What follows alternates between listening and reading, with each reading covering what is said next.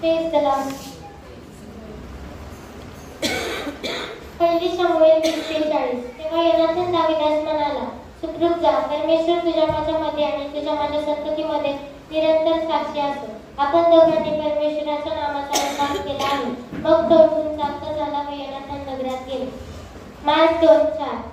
त्यांना दाढीमुळे त्याच्याजवळ जाता येईना म्हणून तो हातात एक चप्पल त्याने उचलून काढले व वाट चालून ज्या बाजूवर पक्षघाती पडून होता ती खाली सोडली. दानिएल 1:17. या चौघा तरुणांना परमेश्वराने सर्व नियम यात विपुल व प्रवीण केले. दानिएल हा सर्व दृष्टांत व स्वप्ने यांचा उलगडा करण्यास तालवेल झाला. इयोब 2:13. ते 7 दिवस व 7 रात्र त्याच्याबरोबर जमिनीवर बसले होते. त्याचे दुःख फार भारी आहे असे पाहून त्याच्याशी कोणी एकही शब्द बोलला नाही. योहान 3:27.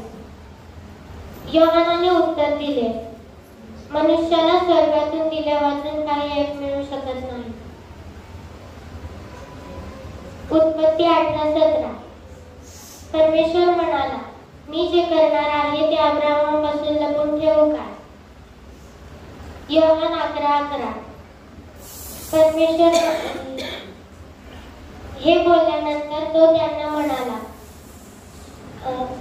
आपला मित्र लाजर झोपला आहे, पण मी त्याला झोपेतून उठावयास जातो. उत्पत्ती 11:9. म्हणून त्या नगराचे नाव बाबेल असे पडले, कारण त्या ठिकाणी परमेश्वराने सगळ्या पृथ्वीवर भाषेचा घोटाळा करून त्यांना पृथ्वीच्या पाठीवर पांगविले. निर्गम 14:22. इस्रायल लोकभर समुद्रात कोरड्या भूमीवरून चालू लागले. त्यांच्या उजवीकडील व डावीकडील पाणी त्यांच्यासाठी भिंतीसारखे झाले. निर्गम 15:25. त्याने परमेश्वराचा दावा केला त्याने त्यांचे ऐकले. तेव्हा त्याने त्याचे ऐकले. त्याने त्यांना एक झाड दाखविले. ते पाण्यात टाकल्यावर पाणी गोड झाले. यहोशुवा 10:13. सूर्य स्थिर झाला आणि चंद्र थांबला. राष्ट्रांच्या वैऱ्यांचे पुरे उसने फेडसपर्यंत ते स्थिर थांबले. नीतिसूत्रे 17. निर्गम 17:6. पहा, मी होरेब डोंगराच्या एका खडकावर पुढे उभा राहील. तू त्या खडकावर काठी आपट, म्हणजे तेथून पाणी निघेल. लोक ते पितील. आणि इस्रायलाच्या वडीला देखत मोशेने तसे केले. नीतिसूत्रे 1:7. परमेश्वराचे बलिदानाचा प्रारंभ होय, पण मूर्ख लोक ज्ञान व शिक्षा तुच्छ मानतात. नीतिसूत्रे 15. मृत्यू उत्तराने कोपाचे निवारण होते, पण कठोर शब्दाने क्रोध उत्तेजित होतो. नीतिसूत्रे 12:1. ज्याला ज्ञान प्रिय त्याला शिक्षण प्रिय, पण जो वाकदंड तुच्छ लेखितो तो पशुतुल्य होय. नीतिसूत्रे 16:18. नीतिसूत्रे 16:18. विपुल गर्वापूर्वी नाश ठेवलेला मनाचा दांडा अधपताचे मूळ होय.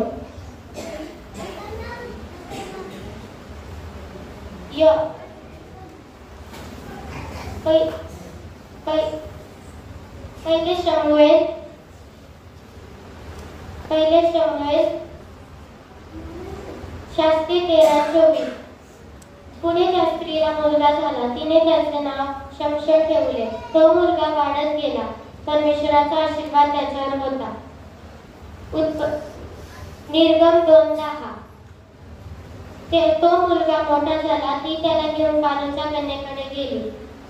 तो तिचा पुत्र झाला. तिने त्याचे नाव मोशे ठेवले, कारण ती म्हणाली मी त्याला पाण्यातून बाहेर काढले आहे. मत्तई 1:21. तुला पुत्र होईल. तू त्याचे नाव येशू असे ठेव, कारण आपल्या प्रजेतील लोकांना पापांपासून तो तारेल.